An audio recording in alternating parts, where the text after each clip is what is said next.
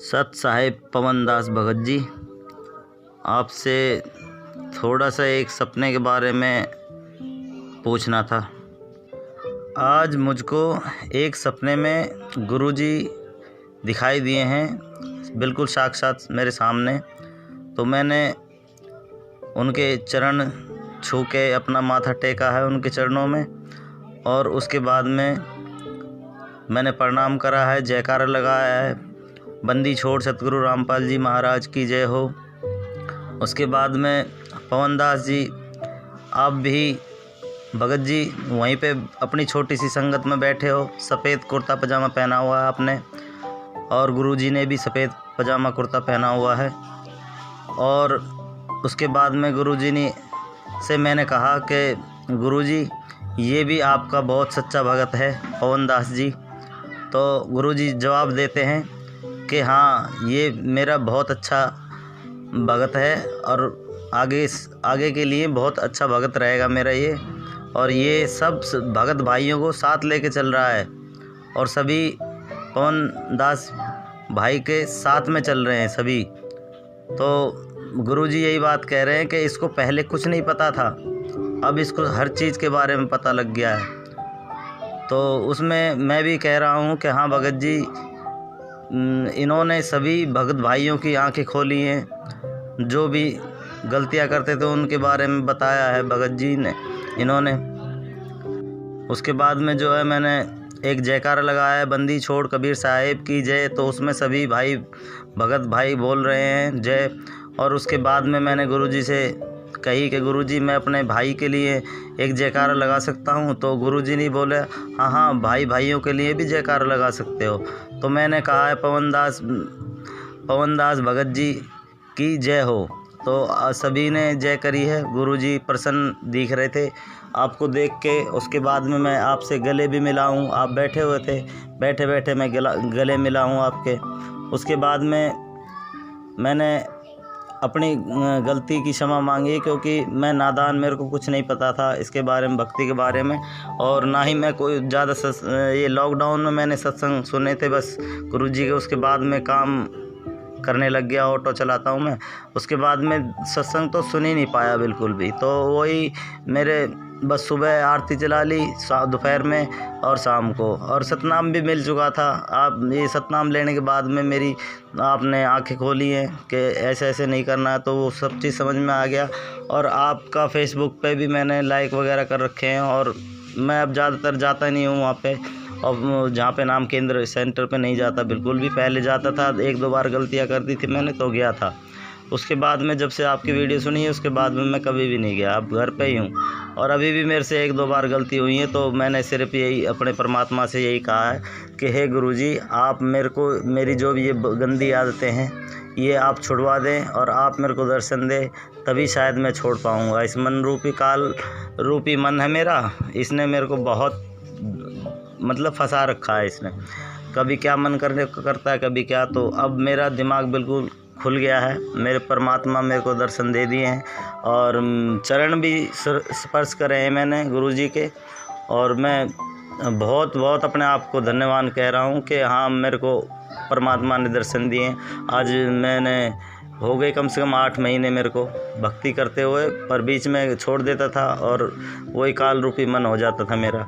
अब मैंने एकदम दृढ़ता पकड़ ली है एकदम कि अब आगे से कोई गलती नहीं करूँगा और भक्ति लगातार रेगुलर करता रहूँगा। अब पहले मेरे को नादान था, नादानी कर बैठा कई बार, तो उसके लिए मैंने प्रार्थना कर रखी है गुरुजी से ही क्षमा मांगी है मैंने। जब से आपकी वीडियो सुनी है तब से ही मैं गुरुजी के चरणों में ही, और अपना धर्म जो है हमने ख़त्म कर दिया है। बस अब एक ही परमात्मा हमारे गुरुजी महाराज, बस इसके अलावा और कोई भी नहीं। यही मैं अपने बच्चों को नाम दीक्षा दिला रखी है, दोनों लड़कों को, तीसरा भी छोटा है, और घरवाली को भी दिला रखी, उसने भी छोड़ दी थी भक्ति।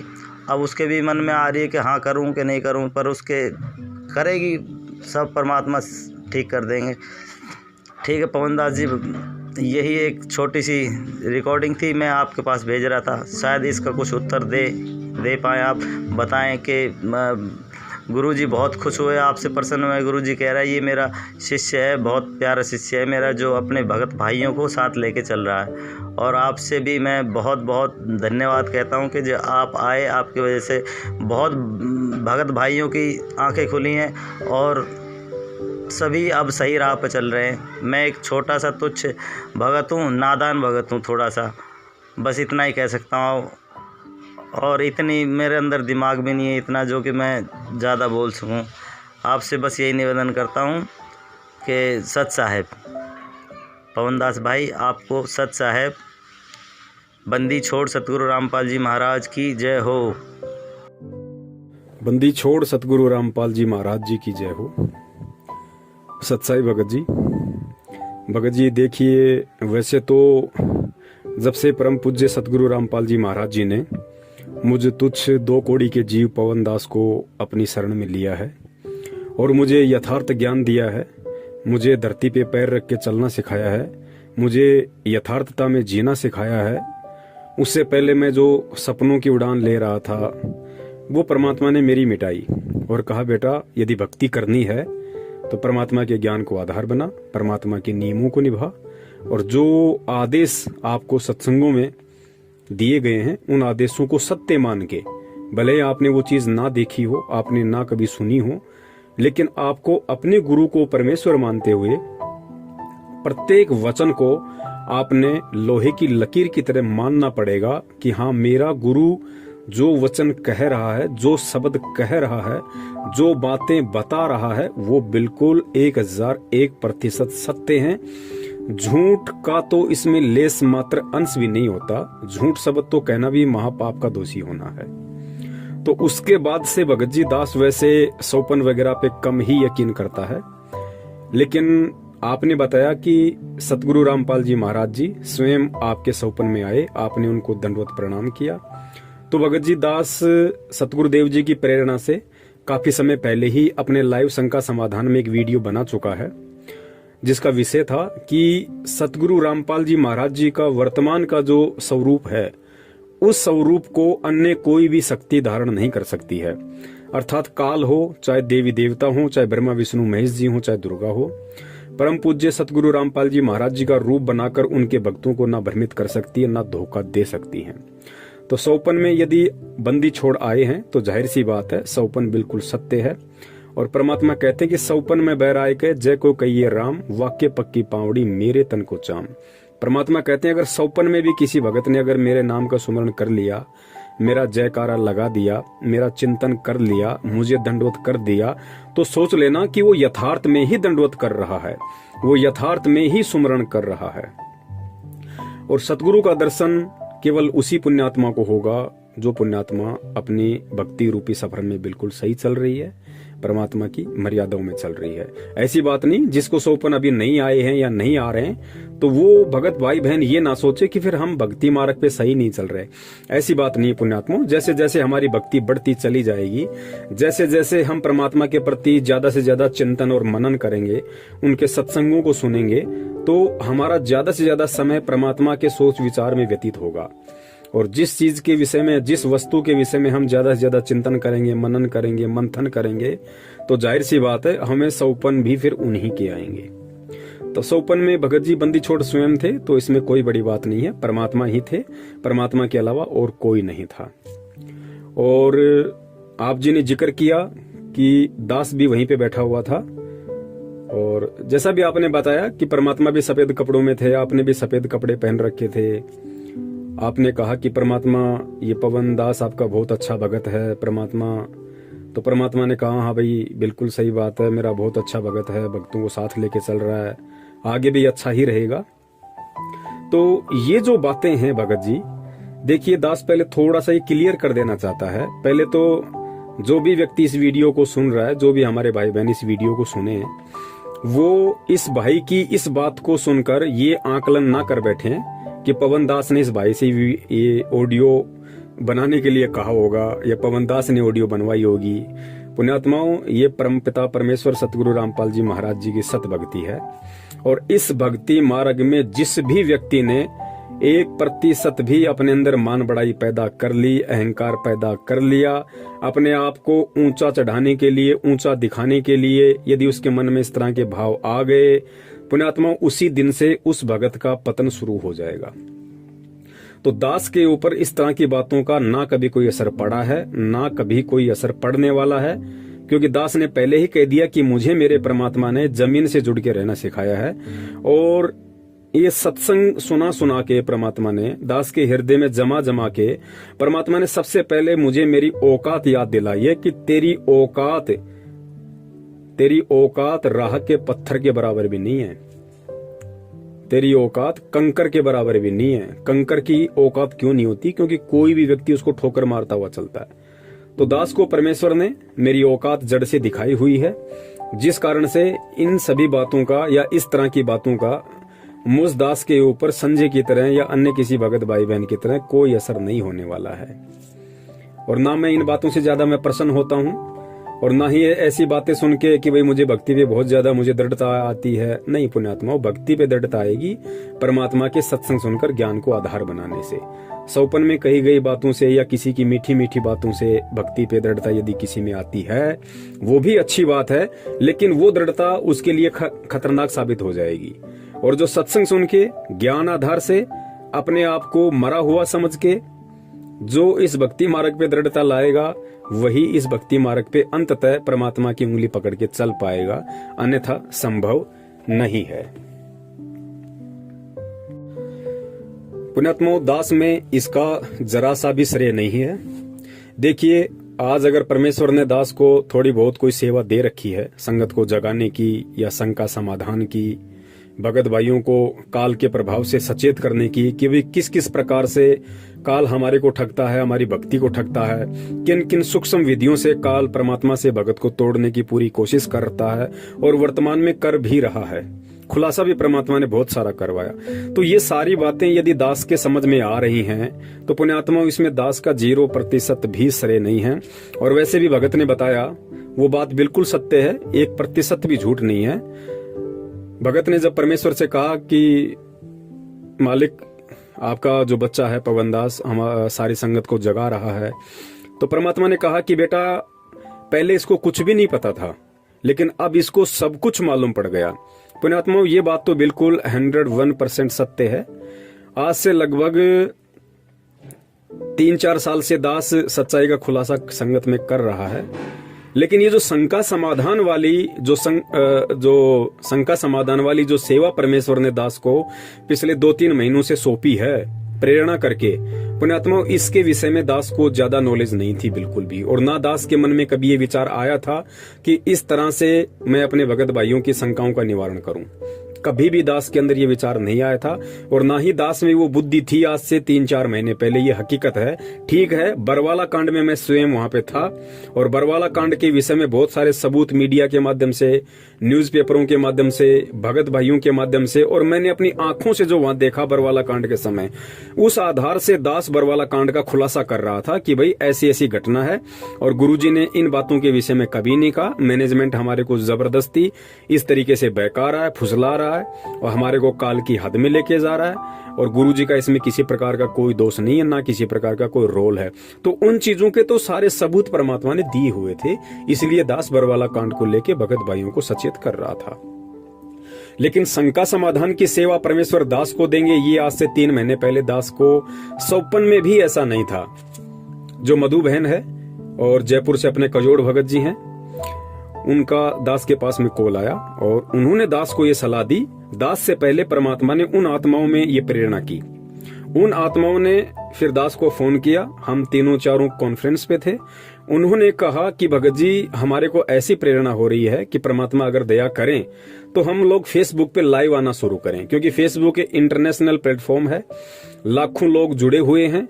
और फेसबुक पे मैनेजमेंट ना भक्तों को डरा सकता है, ना धमका सकता है, और ना ही किसी को मालूम पड़ेगा कि कौन भगत फेसबुक पे पवन दास को देख रहा है, कौन नहीं देख रहा है। तो आप फेसबुक पे लाइव आना शुरू कीजिए, और जो भगत समाज की शंकाएं हैं आप उनको धीरे धीरे सोल्व करना शुरू कीजिए, परमेश्वर के ज्ञान आधार से, उनके आशीर्वाद से। तो दास को भी ये बात बिल्कुल सही लगी, उचित लगी। और दास ने कहा, ठीक है भाई, यदि आप लोग कह रहे हैं और यदि परमात्मा की ऐसी मर्जी होगी तो दास भी अपने बंदी छोड़ से अरदास करेगा, और यदि दास को परमात्मा प्रेरणा करेंगे तो अवश्य हम सभी मिलके इस सेवा को करेंगे। उसके बाद दास ने परमात्मा से प्रार्थना की अपने घर पे, तो परमात्मा ने ही दास को प्रेरणा की। प्रेरणा का मतलब ये नहीं होता पुण्यात्माओं कि भाई गुरुजी ने सामने आके दास को कहा कि हाँ बेटा आप ये सेवा करो, नहीं। प्रेरणा का मतलब होता है आत्मा, क्योंकि सतगुरु का तत्व ज्ञान जब जिस भी आत्मा को, जो आत्मा ग्रहण कर लेती है और जो आत्मा मर्यादा में रहती है और गुरु को भगवान मान लेती है, उसके बाद में प्रेरणा का मतलब होता है गुरु का आदेश। प्रेरणा का मतलब होता है गुरु का आदेश। वो जो भगत मर्यादा में है, जो गुरु को भगवान मान चुका है, जो गुरु को आदि से अंत मान चुका है, गुरु जी को पहले, गुरु जी को अपना अंतिम सहारा मान चुका होता है, जिसका ऊपर नीचे आगे पीछे चारों दिशाओं में सब कुछ उसका गुरु है। उसके माँ से बढ़ के उसके लिए उसका गुरु है, बाप से बढ़ के उसका गुरु है, भाई बहन रिश्तेदार बेटा बेटी काम धंधों से बढ़ के जिसने अपने गुरु को बड़ा मान लिया, उस भगत को फिर जो भी प्रेरणा होगी वो सत्य ही प्रेरणा होगी। उसमें काल का कहीं कोई झकझोल नहीं होता है, वो परमात्मा का आदेश ही मान लेना चाहिए, जो मर्यादाओं में है और जो गुरु को भगवान मान चुका। ये विशेष पॉइंट ध्यान रखना, जो अपने गुरु को भगवान मान चुका है वो कभी फिर किसी मर्यादा को तोड़ेगा ही नहीं। उसको परमात्मा ऐसे चलाएंगे जैसे एक वैज्ञानिक रोबोट को चलाता है, क्योंकि रोबोट की अपनी कोई औकात नहीं होती है। रोबोट का जो रिमोट होता है वो वैज्ञानिक के हाथ में होता है। जैसा वैज्ञानिक उसको फंक्शन करेगा वैसा ही वो चलेगा। तो इसी प्रकार जब भगत रोबोट बन जाएगा, अपना रिमोट अपने सतगुरु के हाथ में सौंप देगा, उसको किसी कबीर जी से मतलब नहीं है, फिर उसको सतलोक से मतलब नहीं है, उसको भगवान से मतलब नहीं है, सतलोक है या नहीं है उसको कोई मतलब नहीं है। सतगुरु उसको सारनाम देगा या नहीं देगा, उसको इसी जन्म में सतलोक भेजेगा या नहीं भेजेगा, उस भगत के लिए ये बातें कोई महत्व नहीं रखती है। उसने केवल अपने गुरु के ज्ञान की पूंछ पकड़ ली है और उसने अपने गुरु को ही अपना सर्वे सर्वा मान लिया है। तो ये गुरु के ऊपर निर्भर करता है कि गुरु कब उसको किस नाम के लायक समझेगा, गुरु कब और किस जन्म में किस समय उसको सतलोक लेके जाएगा, नहीं लेके जाएगा, इस बात की चिंता फिर उस भगत को नहीं होती, जो अपना सर्वस्व अपने गुरुदेव को सौंप देता है। और ऐसी आत्माओं का वो नुक्ता होता है। और गुरुदेव कहते हैं कि नुक्ते ऊपर रिझे गारे तेरे करोड़ कर्म जल जाएं। यानी ऐसा नुक्ता, ऐसी कोई तेरा कर्म, ऐसा कोई तेरा पुण्य, ऐसी कोई तेरी सेवा जो तेरा नुक्ता बन जाए।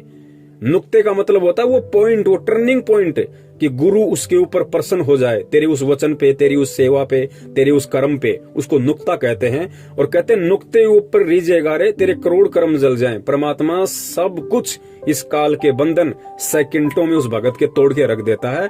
और ये वाणी फिर उस भगत के ऊपर लागू होती है जो इस तरीके से अपने आप को गुरु के प्रति समर्पित कर देता है। फिर परमात्मा कहते हैं कि तुम कर दो पल में पार हो जा रजा तेरी। परमेश्वर की वाणी है कि तुम कर दो पल में पार हो जा रजा तेरी। पल में परमात्मा पार कर देगा। एक हाथ यहाँ पे और दूसरा पैर वहां पे सतलोक में होगा। ना कोई त्रिकुटी, ना कोई ब्रह्मा विष्णु महेश का कर्जा, ना कोई काल का कर्जा, ना उसके 10वें द्वार पे जाके उसके सिर पे पैर रखना, ना भंवर गुफा में जाना, ना सुन में जाना, ना मानसरोवर में नहाना। परमात्मा एक पैर यहाँ तो दूसरा पैर सीधा उसका सतलोक में मिलेगा। वो होता है नुक्ता। और वो नुक्ता तभी बनता है जब ज्ञान आधार से और वास्तव में अपने हृदय से, अपनी आत्मा से एक भगत अपने गुरु को ही अपना सब कुछ मान लेता है।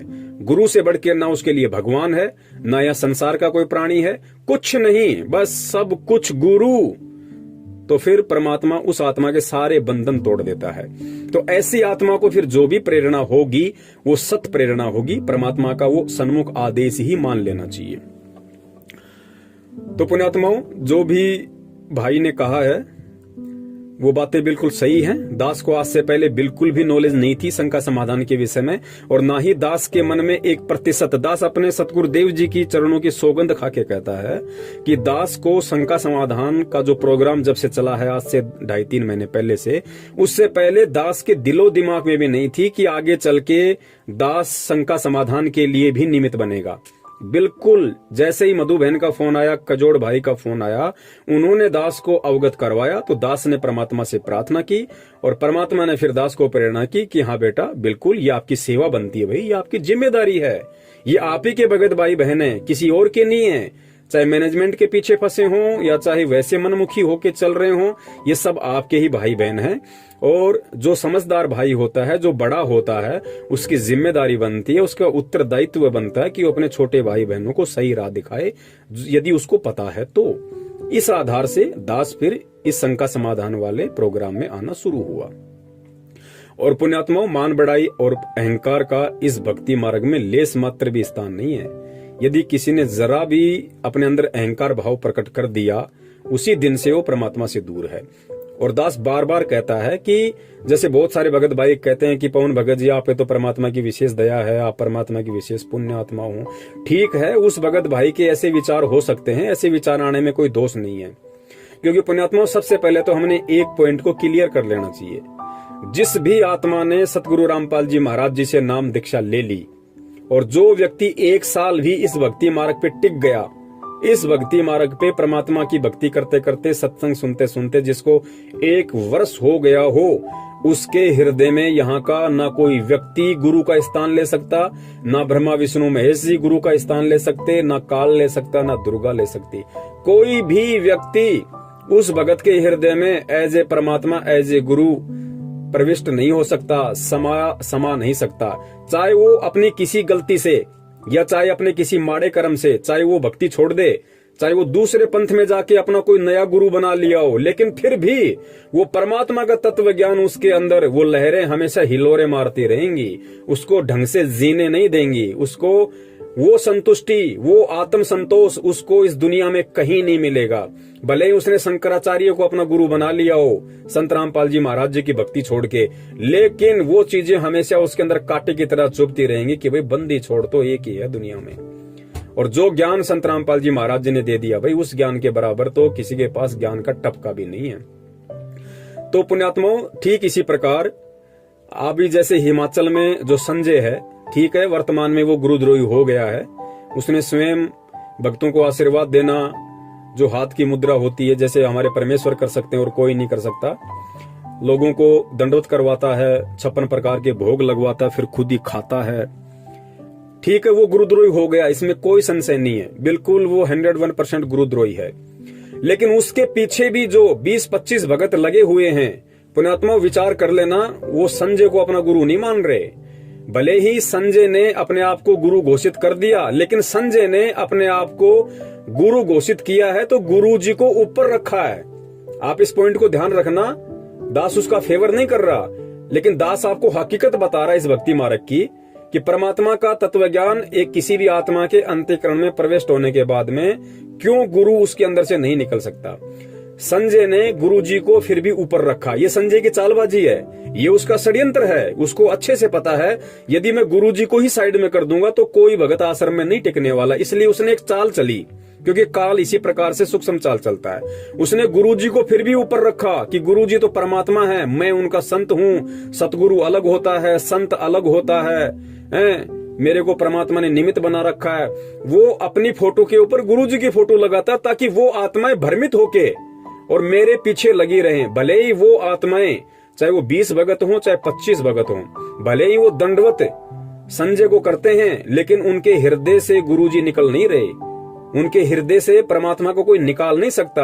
और जिस दिन संजय ने गुरुजी की फोटो हटा दी, आज समझ लेना उसी दिन से वो आत्माएं दूर हो जाएंगी, उससे ऑटोमेटिक दूर हो जाएंगी। क्योंकि वो आत्माएं अगर जुड़ी हुई हैं तो उनको बेचारियों को भ्रमित कर रखा है, उनका माइंड वॉश कर रखा है कि गुरुजी ही भगवान हैं, लेकिन गुरुजी ने निमित्त मुझे बना रखा है। शास्त्रों में ऐसा विधान है, गीता जी में एक जगह ऐसा लिखा हुआ है, तुम ऐसा करोगे तो ऐसा होगे।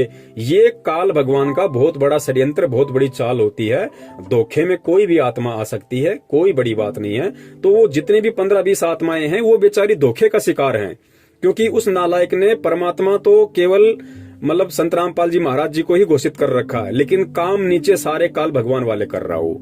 इस वजह से वो आत्माएं बेचारी थोड़ी सी भ्रमित हैं। तो दास यहाँ पे ये कहना चाह रहा है कि जो भी भगत भाई बहन दास के प्रति इस तरह के भाव रखते हैं एज ए गुरु भाई, कि पवन भाई बहुत अच्छी आत्मा है, बहुत अच्छी सेवा कर रहा है, आप परमात्मा की विशेष आत्माएं हो, तो बहुत सारे भाई कह देते हैं कि भाई ये भाव तो परमात्मा में होने चाहिए, पवन भगत जी के प्रति नहीं होने चाहिए। बिल्कुल उसकी भी बात सही है, लेकिन उस पुण्यात्मा को ये सोचना चाहिए कि वो भगत भाई बहन यदि ये शब्द बोल रहा है तो उसके अंदर के भाव क्या हैं।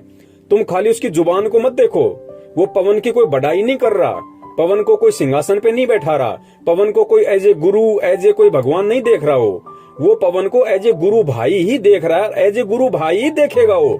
और एज ए गुरु भाई देखने में किसी को कोई दोष नहीं है, पवन भी किसी को देख सकता है।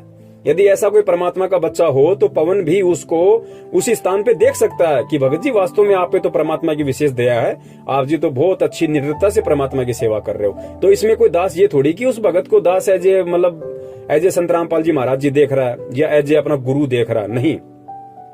तो भाई ने जो कहा वहां पे वो बातें बिल्कुल सही हैं, बिल्कुल सत्य हैं। देखो भक्ति मार्ग में पुण्यात्माओं ना कोई सीनियर होता है ना कोई जूनियर होता है, ये सारी बातें परमात्मा ने बता रखी हैं, हमने सुनी या नहीं सुनी ये एक बात अलग है। इस सतगुरु रामपाल जी महाराज जी के सत भक्ति मार्ग में ना कोई छोटा है ना कोई बड़ा है, ना कोई सीनियर है ना कोई जूनियर है। यहाँ पे वो भगत भी उसी कैटेगरी में है जिस भगत ने 1994 में नाम दीक्षा ली होगी, और वो भगत भी उसी कैटेगरी में जिस भगत ने सन 2014 में नाम दीक्षा ली होगी। क्योंकि परमेश्वर समदृष्टि होते हैं, परमेश्वर कभी किसी में ऊंच नीच का भाव नहीं देखते। तो जब परमेश्वर समदृष्टि है, परमेश्वर ऊंच नीच का भाव नहीं देखता, तो परमेश्वर का बच्चा कैसे एक दूसरे भगत के प्रति ऊंच नीच के भाव ला सकता है। लेकिन हाँ, जो जैसी भक्ति कर रहा है, जो जैसी सेवा कर रहा है, तो भैया सेवा के अकॉर्डिंग यदि कोई ऐसा कह देता है तो उसमें उसको किसी प्रकार का कोई दोष नहीं होता है। और आगे फिर भगत जी ने बताया कि भाई मैंने फिर सतगुरु रामपाल जी महाराज जी का जयकारा लगाया और फिर मैंने परमात्मा से अरदास करी कि हे परमात्मा, क्या मैं अपने गुरु भाई का भी जयकारा लगा सकता हूँ? तो परमेश्वर ने कहा कि हाँ बेटा लगा सकते हो, कोई दिक्कत नहीं। फिर उस भगत भाई ने कहा कि मैंने जयकारा लगाया। तो यहाँ पे बहुत सारे भगत भाइयों के मन में शंकाएं उत्पन्न हो जाएंगी कि ऐसा कैसे हो सकता है, जयकारा भगत का कैसे लगा सकते हैं। पुण्यात्माओं, इन सब बातों को हमने ज्ञान आधार से समझना पड़ेगा। और ये बातें आप ध्यान रखना, सारी बातें आपको सत्संगों में नहीं मिलेंगी। कुछ बातें होती हैं वो परमात्मा प्रेरणा करते हैं, और वो प्रेरणा परमात्मा तभी करेंगे जैसा दास ने पहले बताया कि जब आप अपने एडी से चोटी तक अपने आप को अपने गुरुजी के प्रति समर्पित कर दोगे तो परमात्मा आपको सत्संगों से बाहर की बातें भी आपके दिलो दिमाग में डाल देगा, क्योंकि वो होता है ज्ञान योग खोलना। परमात्मा फिर उस आत्मा का धीरे धीरे ज्ञान योग खोलने लग जाता है। वो भगत चाहे 2 घंटे बोलता रहे, वो बोलता रहेगा, उसने कोई कहीं पढ़ा नहीं, उसने कहीं कुछ देखा नहीं, वो कॉपी पेन लिख के नहीं बैठा हुआ। परमात्मा आगे से आगे पॉइंट उसकी नजरों के सामने लाते रहते हैं, उसके दिमाग में वो बातें आती रहती हैं और बात आगे से आगे परमात्मा के ज्ञान आधार से बढ़ती रहती है। उसको कहते हैं ज्ञान योग। तो पुण्यात्माओं, दास के पास में कहां इतना ज्ञान था। दास तो वैसे भी 2014 में जुड़ा था, मुश्किल से 1 या 1.5 साल ही परमात्मा की संगति कर पाया। संगति का मतलब है सत्संगों की संगति। दास वैसे पर्सनली नहीं मिला गुरुजी से कभी भी। ठीक है, जब दर्शन होते थे संगत के साथ में तो अपना दर्शन लिया, मालिक के आगे हाथ जोड़े, आशीर्वाद लिया, अपने वापस आ जाते थे। दास कभी भी अंदर नहीं गया एक बार भी गुरुजी के पास में, और ना ही दास ने कभी 2 मिनट गुरुजी से बात की होगी कि गुरुजी क्या है क्या नहीं है। कभी मौका ही नहीं मिला, हमें कोई जाने ही नहीं देता था अंदर। 50 तो वहां पे बंदूकधारी खड़े होते थे, और हम जैसे 2 कौड़ी के जीवों का कहां नंबर आवे। वहां तो बड़े बड़े सूरमा लोग खड़े रहते थे, रिश्तेदार, तो हमारा कहां नंबर आना था। तो दास ने तो मुश्किल से 1.5 वर्ष ही परमात्मा की सही से संगति की है, और बाकी तो सत्संगों की संगति परमात्मा ने करवाई। उसके बाद फिर बरवाला कांड हो गया। अब दास से पहले तो वो लोग जुड़े हुए 1994 से लोग जुड़े हुए हैं, अब उन पे वो दया नहीं हो पाई जो दया दास ने इस 2 कौड़ी के पवनदास पे कर दी। तो इसमें पवनदास का क्या श्रेय भाई? मैं तो वर्तमान में ऐसी कोई भक्ति भी नहीं है मेरी। तो ये पुण्यात्मा होता क्या है कि पिछले जन्म जन्मांतरों के सुकर्म होते हैं, ये पुण्य कर्म होते हैं। भक्ति कर्म से ही ज्ञान योग खुलेगा। आपने दान चाहे कितना कर रखा है, दान ज्यादा करने से ज्ञान योग नहीं खुलता, भक्ति ज्यादा करने से ज्ञान योग खुलता है। परमात्मा की मर्यादाओं में ज्यादा रहने से ज्ञान योग खुलता है, ज्ञान को आधार बनाने से ज्ञान योग खुलता है। तो दास के पिछले जन्म के ऐसे कोई भक्ति कर्म होंगे, वो बंदी छोड़ी जाने, उस आधार से परमात्मा ने या फिर वर्तमान के परमात्मा ने दास के अंदर कुछ भाव पैदा किए। देखो, भाव भी परमात्मा ही पैदा करता है, हमारी औकात नहीं कि हम परमात्मा के प्रति भाव पैदा कर लें, हम परमात्मा को परमात्मा मान लें या हम जैसे गुरु को भगवान मान लें। ये आप और हमारी औकात नहीं है। परमात्मा ही सारे नुक्ते बनाता है, परमात्मा ही अंदर प्रेरणा करता है, फिर परमात्मा ही भगत के अंदर वो बातें डालता है, फिर भगत के अंदर वो भाव पैदा होते हैं, फिर वो सारी चीजें बनती हैं। तो परमात्मा ही सब कुछ करता है। है और मालिक की वाणी भी है कि करे करावे साइया और मन में लहर उठावे, दादू सिर दर्जीव कर आप बगल हो जावे। तो पुण्यात्माओं, शंका समाधान के माध्यम से जो भी कुछ हो रहा है ये परमात्मा ही सब कुछ दास को निमित्त बना के करवा रहे हैं। दास का इसमें किसी प्रकार का कोई रोल, कोई श्रेय नहीं है। यदि लाखों की संगत में से परमात्मा ने एक पवन दास को चुना है तो पुण्यात्माओं, इसमें पवन दास का कोई श्रेय नहीं है, ना पवन दास कोई विशेष है। पवन दास से पहले तो बहुत बड़े बड़े सारनामी लोग बैठे हुए हैं जो अपने आप को बहुत बड़े बड़े भगत मानते हैं, बड़ी बड़ी पोस्ट पे हैं, बड़े बड़े वर्ल्ड कोऑर्डिनेटर बने हुए हैं, स्टेट कोऑर्डिनेटर बने हुए हैं, दो स्टेट के कोऑर्डिनेटर बने हुए हैं। कुरुक्षेत्र से हमारे पुरुषोत्तम दास भाई जी। तो पुण्यात्माओं, इसमें दास का कोई रोल नहीं है किसी भी प्रकार का। और रही बात जयकारे की, तो जयकारे का मतलब क्या होता है पुण्यात्माओं?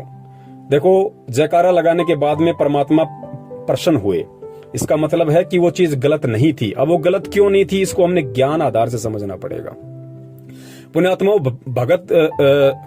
भगवान के बाद जगत में यदि किसी की कीर्ति हुई है, यदि किसी की कीर्ति होती है तो केवल भगत की होती है। तीसरे व्यक्ति की यहाँ कभी कीर्ति नहीं हुई, क्योंकि संसार का मूल आधार है भक्ति और भक्ति का मुख्य है भगवान और भगवान के पीछे चलता है भगत। तो सबसे पहले यहाँ पे भगवान की कीर्ति होती है, भगवान की महिमा होती है और भगवान से प्राप्त उपदेश, भगवान से प्राप्त ज्ञान और वो भक्ति करके फिर यदि किसी की कीर्ति हुई है, किसी का यश हुआ है, दुनिया ने यदि किसी का जयकारा लगाया है तो केवल भगत का लगाया। फिर मीराबाई के लोगों ने जयकारे लगाए, धना भगत के जयकारे लगाए, नानक जी के जयकारे लगाए, आज भी लग रहे हैं उन पुण्यात्माओं के। तो भगत के बाद में, भगवान के बाद में भगत के ही जयकारे लगते हैं। तो परमात्मा ने इस दृष्टिकोण से, क्योंकि जिस समय 54 में उस पुण्यात्मा ने गुरुजी से जो ये पूछा कि गुरुजी क्या मैं अपने भगत भाई का भी जयकारा लगा सकता हूं, तो परमात्मा अंतर्यामी होते हैं। परमात्मा को पता था कि ये अपने भगत भाई का जयकारा एज ए गुरु नहीं लगा रहा, एज ए गुरु भाई लगा रहा है कि मेरे भाई ने मेरे ही सतगुरु से प्राप्त ज्ञान आधार से जो संगत को जगाने का काम किया है, या जिस तरीके से वो परमात्मा की सेवा कर रहा है उनके चरणों में रह के, उस आधार से वो इसका अधिकारी है। इसलिए उस भाई ने परमात्मा से इस आधार से प्रार्थना की थी और परमेश्वर अंतर्यामी है, तो परमेश्वर ने इस बात को समझ के कहा कि हाँ भाई, एज ए गुरु भाई आप जयकारा लगा सकते हो। लेकिन पुण्यात्मा, वो 54 में ही मालिक ने उनको आदेश दिया था। वर्तमान में हमने ऐसा नहीं करना। कहीं कोई भगत भाई बहन ये समझे कि लो भाई हम पवन भाई का जयकारा लगा दें। पुण्यात्मा, ये गलती नहीं करनी बिल्कुल भूल के भी, वरना इसके दोषी आप स्वयं हो जाओगे। सतगुरु के रहते सहते, जब तक सतगुरु रामपाल जी महाराज जी इस पृथ्वी पे हैं, तब तक आप उनके अलावा किसी भी भगत भाई का यथार्थ में जयकारा नहीं लगा सकते। और बाद में तो हम सभी के जयकारे लगेंगे भाई। जो आज सतसेवक बन के परमात्मा की सत भक्ति मार्ग पे डटे हुए हैं, गुरु के ज्ञान को आधार बना के स्वयं चल रहे हैं, दूसरे भाइयों को चलने की सलाह दे रहे हैं। पुण्यात्माओं, जब हमारा यहाँ से शरीर छूट जाएगा उसके बाद हमें मतलब ही नहीं चाहे हमारा जयकारा लगे या ना लगे, लेकिन पुण्यात्माओं जयकारा लगेगा आने वाली पुण्यात्माओं के लिए, उनको उदाहरण पेश करने के लिए कि वो जैसे भगत थे, जैसा वो कर गए, उस तरीके से तुम करोगे तो तुम्हारा बेड़ा पार होगा। जैसे आज गुरुजी नानक जी के विषय में बताते हैं, धर्मदास जी के विषय में बताते हैं, अपने आप को छुपाते हुए गरीबदास जी महाराज जी के विषय में बताते हैं, दादू जी के विषय में बताते हैं, मीरा के विषय में बताते हैं, धना भगत के विषय में बताते हैं। वो भी तो भगत थे, लेकिन उनके जयकारे उस समय नहीं लगे, उनके जयकारे जाने के बाद आज लग रहे। लेकिन पुण्यात्माओं, आज हमें परमात्मा ने इतना ज्ञान दे दिया कि आज हमारे अंदर किसी भी प्रकार का वो मान बढ़ाई और अहंकार नहीं आ सकता। उन पुण्यात्माओं के जाने के बाद जयकारे इसलिए लगे क्योंकि उस समय ज्ञान आधार नहीं था इतना।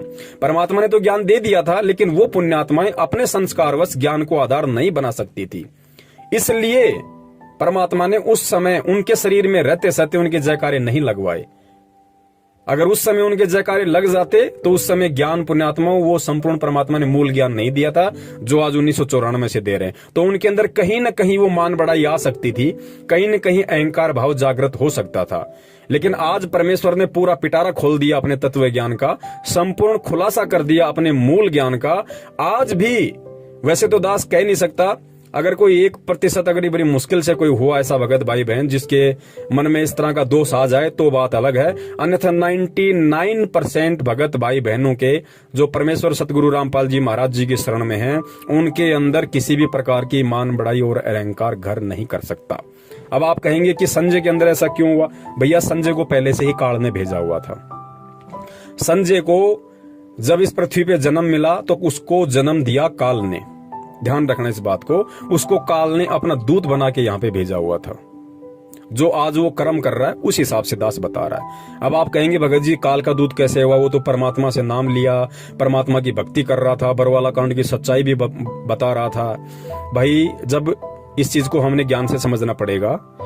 कमाल को परमात्मा ने काल का विशेष दूत बताया था कि काल ने उसको विशेष रूप से इस भक्ति मार्ग को अवरुद्ध करने के लिए भेजा था। अब काल ने भी तो गुरुजी का नाम लिया था, उसने कमाल ने भी तो गुरुजी का नाम लिया था, कमाल भी तो भक्ति कर रहा था, कमाल भी तो गुरुजी का प्रचार कर रहा था। फिर आगे चल के वो काल का दूत कैसे बन गया, स्वयं गुरु बन के कैसे बैठ गए भैया। तो पुण्यात्माओं, ये समय आने पे काल के दूत अपना रंग दिखा देते हैं। जिस सेवा के लिए काल ने उनको भेजा है वो सेवा वो अपनी अवश्य करते हैं। तो काल जो संजय था वो शुरू से ही काल का दूत था, और आप और हमारा सौभाग्य जो परमात्मा ने हमें बचाया, उसके साथ रहते सहते भी परमात्मा ने बचाया। पुण्यात्मा, उसने दास को बहुत भरमाने की कोशिश की, बहुत भटकाने की कोशिश की कि तू सर्वानंद की आत्मा है, तू ऐसा है, तू वैसा है। लेकिन दास के ऊपर 1% भी इस बात का असर नहीं हुआ कि मैं सर्वानंद की आत्मा हूं तो मैं बहुत बड़ी आत्मा हूं। दास हमेशा ये सोचता था कि यदि मैं सर्वानंद की आत्मा हूं भी तो मेरे से बड़ा नीच, मेरे से बड़ा दुष्ट कोई नहीं होगा जो मैं उस समय परमात्मा को चूक गया। और यदि मैं सर्वानंद की आत्मा हूं तो मुझे अपनी उन गलतियों पर ध्यान देना चाहिए, मुझे अपनी उन कमजोरियों पर ध्यान देना चाहिए जिन कमजोरियों के चलते मैं 650 साल पहले पार नहीं हो पाया।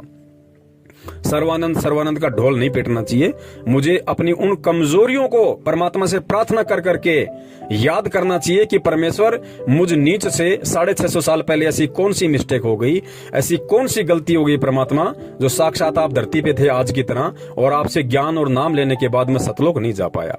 तब तो है फायदा। और जो अपने आप को फिर सर्वानंद या नानक समझ के फूल जाए डफ की तरह और अपने आप को पुजवाने लग जाए, फिर उससे बड़ा दुष्ट और नीच प्राणी भी दुनिया में कोई नहीं, जैसा कि संजय ने किया। तो पुण्यात्माओं, इस प्रकार हमने हर चीज को परमात्मा के ज्ञान आधार से समझना पड़ेगा। अब ये ऑडियो बनाना इसलिए भी जरूरी था क्योंकि भगत भाई ने खुद ये दास के पास ऑडियो भेजी थी और उन्होंने इस सौपन का समाधान चाहा कि भगत जी मैं कुछ ज्यादा समझ नहीं पाया, आप थोड़ा सा इसको क्लियर करो। तो सौपन ऐसे बहुत सारे भगत भाइयों को भी आते रहते हैं, तरह तरह के सौपन आते रहते हैं। तो दास तो यही निवेदन करेगा कि फालतू के सौपन पे ध्यान देना नहीं, और जिस सौपन में बंदी छोड़ सतगुरु रामपाल जी महाराज जी आपको दर्शन दें, उस सौपन को आप बिल्कुल यथार्थ माने, बिल्कुल सही माने, और फिर उस पे ज्ञान आधार से विचार विमर्श करें, चिंतन मंथन करें। और ध्यान रखना, यहाँ छोटा बड़ा कोई नहीं है, सब एक ही कैटेगरी के हैं। परमात्मा की नजर में भले ही पवनदास जो है ये सेवा कर रहा है, लेकिन इसमें पवनदास का कोई रोल नहीं है। क्या पता आज से 2 साल बाद या आज से 1 साल बाद या 1 महीने बाद परमात्मा आप जियों से वो सेवा ले ले जो सेवा पवनदास कर ही नहीं सकता, जिस सेवा के लायक पवनदास है ही नहीं।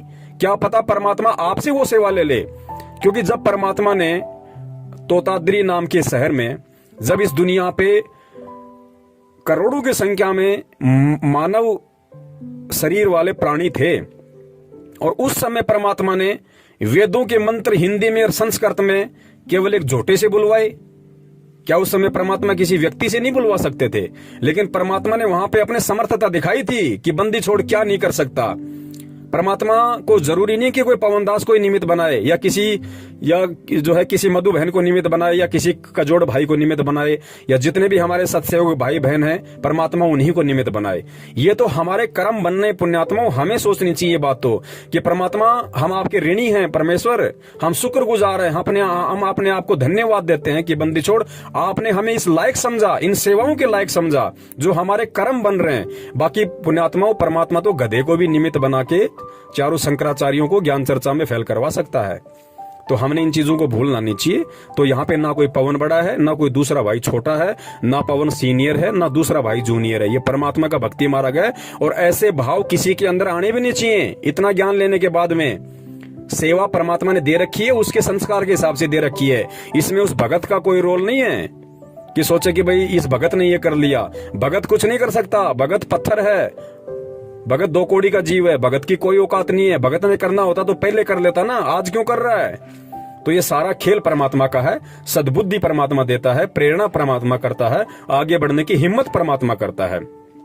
और परमात्मा इस तरह की सेवा, इस तरह की हिम्मत, इस तरह की प्रेरणा अपनी हर उस आत्मा के अंदर करने के लिए तैयार बैठा है जो पुण्यात्मा गुरु को भगवान मान ले। परमात्मा तो तैयार बैठा है प्रमाण पत्र बांटने के लिए, अगर कोई लेने वाला भी तो हो। भाई अपने अंतरात्मा से, अपने हृदय से, तन मन से कोई अपने गुरु को परमात्मा माने तो सही। और जिसने मान लिया फिर परमात्मा दूर कहाँ है। परमेश्वर वो सेवा दे देंगे जिन सेवाओं को पवनदास लाख जन्म में भी नहीं कर सकता।